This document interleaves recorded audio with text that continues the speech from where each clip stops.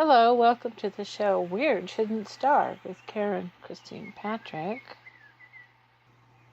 You can go to my website, kcpatrick.com, K-C as in cat, Patrick like the say.com. And I am making this podcast based on the fact that, so you try to put things together and see how they work. But the way that our compartmentalized system works, I suppose, is that it seems you can talk about one thing in one context and it will be well received and not so well received in another. So I'm trying to combine two ideas that where the constituency group or genre or audience is not necessarily the same people. So I'm cross-pollinating, which I love to do. I love to cross-pollinate. In this case, I'm trying to cross-pollinate the idea of a universal basic income. That's, nobody should starve. So that's universal. That's anybody, anywhere, anytime, anything. Where we make a decision planetary-wise, or at least country-wise, that everyone deserves to be supported no matter what.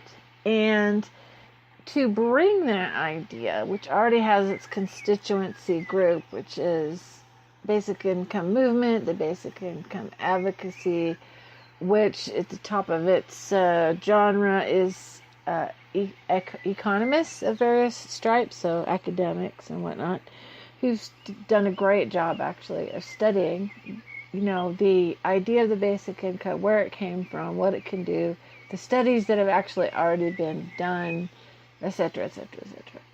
But I wanted to cross-pollinate that with my interest in fringe topics, the paranormal, whistleblowing activities, conspiracy, UFO, all that stuff. And part of the reason why is I've done some of both. I've done some advocacy for the basic income under different ways of doing it, but I've also just had a natural interest for different reasons in my life of the paranormal topic, and most notably I worked with whistleblower Ken Johnston Sr., who's fairly well known in the UFO and conspiracy paranormal genre, having to do with the anomaly genre too. Anomalies being finding stuff in NASA photos that shouldn't be there. Why is that there? What is that?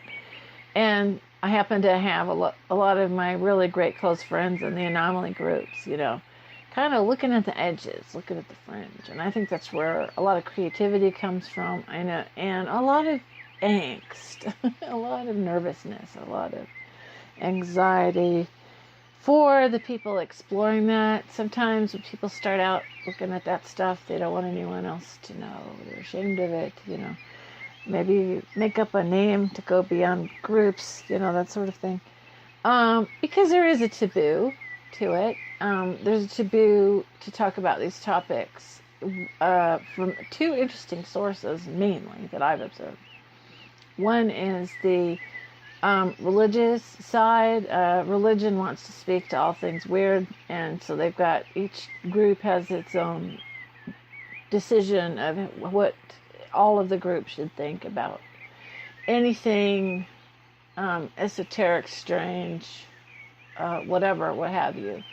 And then that, if you're going to be a part of that group, you're going to have to kind of assent to that. And if an individual, and this is my own experience, an individual goes, no, wait a second, that what your definition that you put on, let's say, having contact with the ET or seeing a UFO as being a demonic thing, well, that's not my experience. I've had more super negative experiences with individuals in those hierarchical groups than I have anything that floats in, right?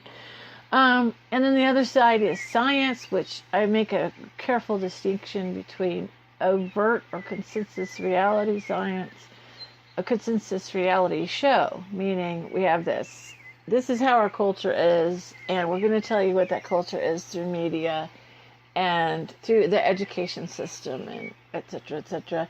This is what we have as a scientific overt, and that's really important, overt scientific genre has said about XYZ. Anyone who studies these fringe topics in any great depth knows that there's a covert side to it. So there's a covert science, there's covert government, covert programs, and, pick that or leave it, how you will. But the fact of the matter is that the overt does a job of shaming anybody who breaks out of their orthodoxy, specifically so that we can have a covert science. It's cover-up. So, what happens if you take an interest in these topics is there's going to be what's wrong with you. It's going to be, what's wrong with you? Like, here's your tinfoil to make your tinfoil hat. And that's not biblical and whatever, And I really think that people get into these topics from just natural curiosity, finding out there is something that doesn't quite fit the box that we're told is reality, and usually from personal experience. I've had some kind of experience. Now, I had a very complex set of experiences I won't bring up because I really want to focus on this idea of universal basic income. Supporting, in the subtitle of my book, is a basic income to support free speech on fringe topics, because of my personal experiences that I had kind of a covert, looking at all this, what's this about, that sort of thing, and then one day a very overt, decided to do radio, come out of the closet of it, my interest in this in 2012, lost contact with various religious and pseudoscientific, pseudo-skeptical, hey, there's a word. Someone says, I'm a skeptic about that. What they mean is they've already decided what it is, don't change your mind. And they might say they're open-minded, but they just, demand proof, and what the hell kind of, if you don't have the actual evidence in your hand that minute, then you can't prove it, so you're wrong, So there's a whole dynamic of stuff that goes on, just socially, within families, within your group of friends at work. And the problem with that is the more you persist, in being open about your interest in whatever, you can actually put your livelihood at risk. And that's not because of the taboo aspect completely. That goes back to how our economic system is run. Our economic system is run on the basis of scarcity of money, scarcity of jobs. I'm planning in this, I'm introducing the concept of this podcast, Where Shouldn't Starve. However, as I go, I've got this little booklet. Like I said, you can go to kcpatrick.com and you can find the new book, Where Shouldn't Starve, and go get it and read it. It's a great introduction to these topics. Mostly why I made the book was because I was going to a ginormous conference in California, and I wanted some kind of introductory material.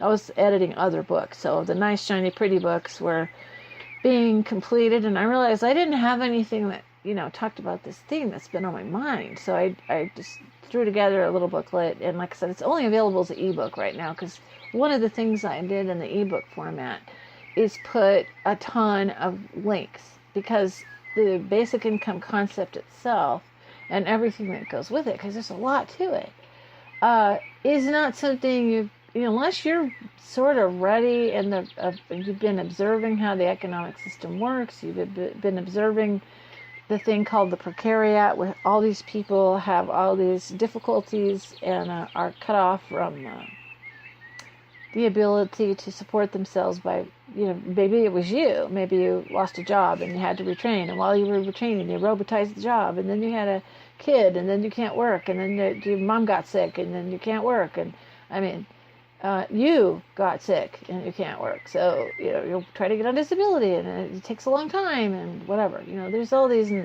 thousands of scenarios where people, have to have a certain setup of their life as to whether they become marketable in the job market, and then the market has to be able to accept them in some position or another, and the result of where we're at with all of that is we've got this growing group of people that was identified by the basic income movement, particularly by an economist named Guy Standing, spelled just like last guy standing, a brilliant British economist, and he coined the term precariat. Precariat. People who are living, it's a class of people who are living precariously. They just can't quite get stable, and it's not completely their fault. And the part of the psyop of all this is, you just can't get your act together. You just are making bad decisions. Well, if you only have bad options, it's pretty dang hard to make good decisions. And we're given bad options much of the time. So this is the beautiful discussion that goes on in the basic income movement, which I think is accurately showing what people are going through. If you try to figure out the economy by the economic academia, or if you try to figure it out from what the government tells us, oh my God, then you're not going to get it. That's a hierarchical construct trying to tell you how things are. Party demagogues trying to tell you who you are and how you should do something. I don't think any of it fits because it's a hierarchical construct for, I think, suiting a particular other class people called oligarchs. These are people who put themselves in a position and put the wheels in motion and put policies in motion and influence everything through money to put the wheels in motion to make a giant machine that redistributes the wealth up the power pyramid. Okay, so I'll be trying to explain more about that. But I have chosen this way to do it. Weird Shouldn't Starve to talk about fringe topics. I feel like a lot of people in that genre are going to get me right off in terms of the fact that they felt that fear, said something to somebody. I mean, I've known people who decided to do a radio show about UFOs, were told by their employer they had to stop. People who've been fired from, one particular gentleman was fired from being a cop because he decided to write a book and talk about UFO topic. You're certainly going to be talked about at the water cooler. You're certainly going to be looked at funny when you say anything. Most people I know just keep their heads down and don't say a word. They just do what they got to do. They're going to get what I'm saying about this social engineering that goes on that says, there's something wrong with you if you want to talk about it. So there's your weird. You're weird. So I've been weird my whole life just because of life circumstances. I was most noted in my high school yearbook one year. Apparently the consensus was that I was weird. I used to just like reading science fiction. I like Star Trek, Star Wars. I like to read all the greats, Isaac Asimov, Heinlein. I basically had collegiate level reading because that's some heady stuff, right? So, but I like to talk about the ideas in it. I thought they were fascinating. I was interested in the future. I was, interested in computers before the whole computer revolution happened and the internet happened and everything. And so I got to be a part of it professionally as well. I had 20 years of full-time work as a telecommuter in the genre. And this is a thing for me. This is like, I loved the future, and I want the future to be positive. I have reason to be pessimistic about that. Looking around me, I have some reasons to be optimistic about what could change the situation. So in my yearbook, people wrote, Karen, you were weird but nice. You are nice but weird. And when young guy said, you're very, very, very, very, very, very weird but nice. So there was a consensus. So eventually I had to embrace my inner weird, or perhaps my outer weird. They were onto me. And be okay with it. But it did, cause problems. It caused problems for me being a female. Because, the dudes kind of like, that's part of their culture, but for girls, it's not necessarily part of women's culture to be interested in fringe topics or to be interested in science fiction, that sort of thing. So, if you're weird, you pretty much know you are set apart. You are over in another category. Now, it depends on how weird you are. If you're just kind of into it, like, lots of people dabble in fictional aspects of this. They'll watch a movie, and did you see that movie? And it was about a ghost. And, that's the context in which it's talked about. If you try to make that factual anyway, you'll have a lot of negative reaction. So we are engaging these topics, but we do it primarily through nonfiction, which is a distortion, in my opinion.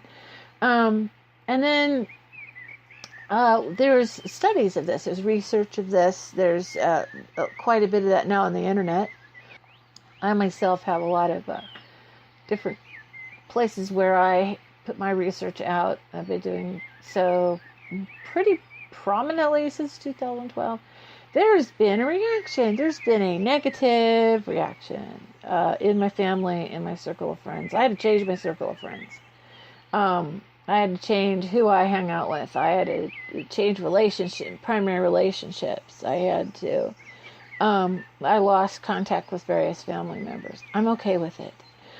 Because I just, if they're going to have a problem with me, then that whatever, But I do know that I also have to pursue a more unconventional way of making a living. And, I still haven't figured all of that out, because if I did, decide, hey, I'm going to get a job, I more naturally go towards clerical or web design type things. And if they kind of saw my nefarious activities online, which employers will do, is what's this, and get cast aside and everything. And okay, so I don't want a corporate job anyway, right? But some people do, and then they have to keep it on the down low.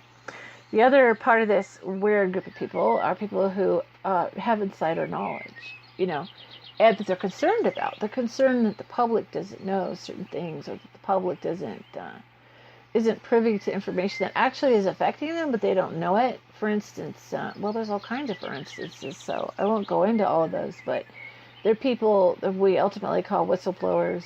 And the gentleman I worked with, Ken Johnston Sr., worked at NASA, where he worked in the data and photo control department at NASA, and saw them scrubbing out stuff that they didn't want the public to see on NASA photos. And whatever you think of that, some people want to know what was originally on there. So hence the whole genre of anomaly studies, which I'm part of the Mars Anomaly Research Society, and I'm part of the Lunar Anomaly Research Society, and the Earth Anomaly Research Society. All of those on Facebook. But guess what? A lot of people in that genre are questioning whether, or they're having difficulty with Facebook, YouTube, some of these platforms, which we now know by congressional testimony has been keeping data on people, so that makes people uptight right there.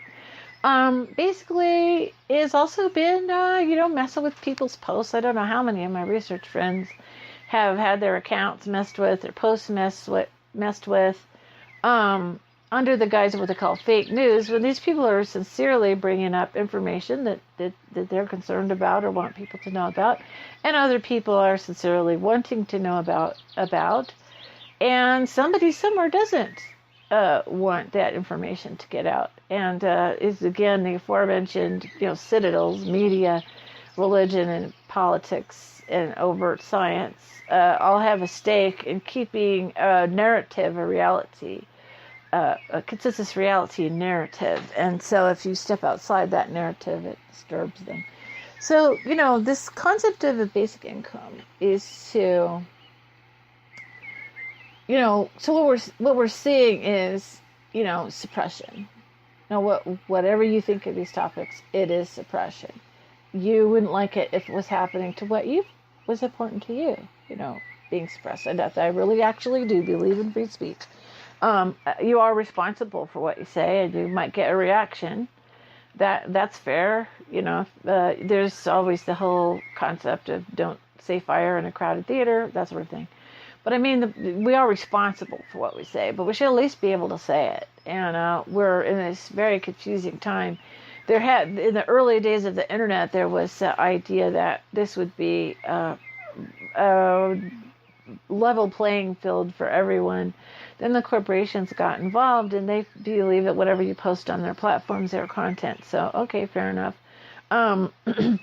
Then what do we do? What do we do if this is what we still want to explore, know about? We learned something cool, we want to share it. There's people who worked really, really hard to put up videos that other people thought were interesting up on YouTube, and, quit their job just to do this full time or whatever. I know people who've done this. And then YouTube went and pulled all of their funding. After of course, YouTube makes money off of it, but they pulled the funding for the content creators. So content creators in this genre are really, really trying to deal with something. So there you go. There's all these, this is that genre. This is the overview of that. And why a basic income would be helpful in that situation is because no matter, the first premise is everyone should be supported no matter what. We've got to come to that agreement, because if we don't, we're all at risk. Because, if we can't, just have that as a baseline, like human right, then, we're manipulated, we're vulnerable, we're able to be, squelched, we're able to be harmed, we're able to be put in bad situations, etc., etc. And we certainly wouldn't have free speech. Free speech is dependent on an agreement that we're going to allow it. And if we have privatized communication, and that becomes the primary communication of us to us, all of us to all of us, and then it becomes filtered because that suits an agenda. Somebody over here doesn't like what somebody over here says, or somebody over there says. So they all start fighting to get each other squelched. And, where's our level playing field back at again? So until we sort that out in society, one thing we can do is make sure people can't be punished. So that person who is experimenting, and maybe they're kind of in a funny headspace, and they say something that offends somebody else, and they get in trouble, and all that. Okay, they get in trouble, and maybe they can't say that thing or whatever, but the reason why I think somebody like that shouldn't be destroyed, okay, because if that person over there can be destroyed for making a mistake or doing something wrong or whatever, offending somebody, whatever the thing is, the mistake, right? Whatever, or even a generally held view that's unpopular, whatever.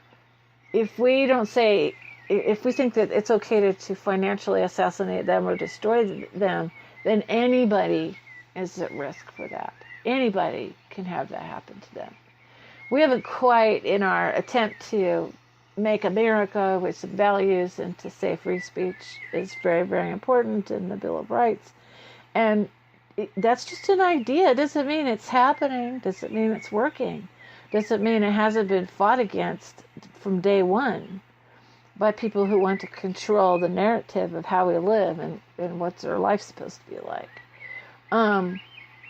But we gotta even that playing field. Okay, we just got to make it a human right. We've got to stop thinking it's okay to have people on the street and stepping over them homeless. We've got to, make sure that people are taken care of, because that's you or me at any given time in our life.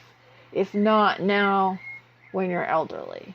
If not now, if you become disabled. If not now, if you have a life circumstance that challenges your ability to achieve paid employment. If not now, when everything gets robotized, because they're rapidly using applied technology to get rid of jobs that, I have several jobs I used to do that are now robotized, So this is kind of where I'm going with this podcast. I'm going to break out the book Weird Shouldn't Starve. I'm going to go through the essays that I wrote. So it's basically a bunch of essays with links and background materials and quotes from some basic terminology that's important to understand when you're trying to understand what a universal basic income is. And then once I kind of go through that, I want to get more into things that I've observed in, fringe topics where I've seen pressure being put, economic pressure, economic assassination affecting somebody's ability to tell their story. I have the background of the last 5 years interviewing once a week, kind of taking a bit of a hiatus on that right now, but it literally interviewed hundreds of experiencers on radio, on internet radio. And I've also at conferences and whatnot, and by phone calls and chat and everything else, I've talked to several hundreds more. So I'm kind of got my grounding in experiencers, people who've had unusual experiences or trying to understand what happened, or they understand perfectly well what happened to them, and their experiences butt up against our consensus belief systems, or their friends or family, their faith communities, their academic careers, this conflict that's going on.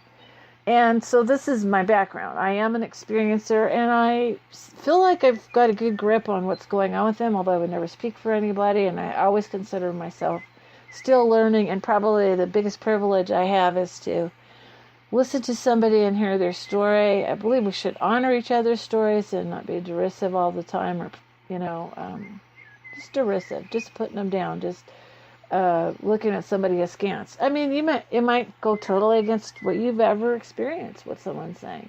But, when somebody's sharing their life experience, we need to be more respectful of that and hear them out and let them see it in their own words. Let them express it. There's a lot there to learn. It doesn't matter if it's as fringe topics, or even if somebody's been in an extreme situation of war, if somebody's been through medical issues, if somebody's been through violence issues. This is how we understand each other, and this is how if there's going to in any way be change of any kind towards a positive way, we need to understand what's accurately going on in people's lives. And that's what free speech was kind of for. It's feedback loop to all of us, to each other, to say, are we okay? Is this working? What's not working? What do we like? What do we don't like? If we can't even talk about it, we can't fix it. We can't understand it. So, again, my name is Karen Christine Patrick. My website is kcpatrick.com. I have a media website, portalsofknowing.com. You can find me on Twitter at kcpatrick42. You can find me on Facebook, Karen Christine Patrick. And I really hope that you have a great day, that everything is going well for you. And thank you for listening.